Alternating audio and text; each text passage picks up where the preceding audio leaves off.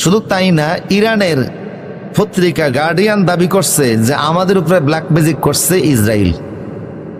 এই যে বিগত কিছুদিন আগে 12 দিনের যুদ্ধ হলো ইসরায়েল এবং ইরানের, এর ভিতরে সামরিক অস্ত্র তো আছেই, মিসাইল হামলা তো আছেই, পারমাণবিক বোমা ছাড়া অন্য যে কোনো বোমাই তারা ব্যবহার করছে। এর মধ্যে ইরানের দাবি যে আমাদেরকে তারা ব্ল্যাক ম্যাজিক করেছে। ইরানের রাস্তায় রাস্তায় হিব্রু ভাষায় লেখা কিছু তাবিজ পাওয়া গেছে। যদি এটা ইসরায়েল অস্বীকার করেছে, কিন্তু ইরানের দাবি আমরা এই তাবিজগুলি পেয়েছি, তারা আমাদেরকে তাবিজ করার জন্য ব্ল্যাক ম্যাজিক করে ইরানের গুরুত্বপূর্ণ ব্যক্তিদেরকে মানসিকভাবে অসুস্থ রোগী নিস্তেজ করে দেওয়ার জন্য তারা চেষ্টা করেছে। তাহলে বোঝা গেল সেই যুগে ছিল, এই যুগে আছে না নাই? একটা দেশ যখন এই জাতীয় অভিযোগ আনে, বোঝা গেল বাস্তবতা আছে।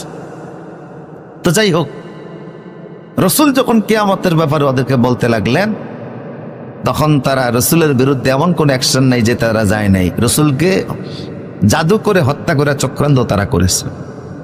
কিন্তু আল্লাহ বারবার বললেন, তোমরা যতই নবীর বিরুদ্ধে চক্রান্ত করো না কেন, কিয়ামত অবশ্যই আসবে। ইয়াসালুনাকা আনিস সাআ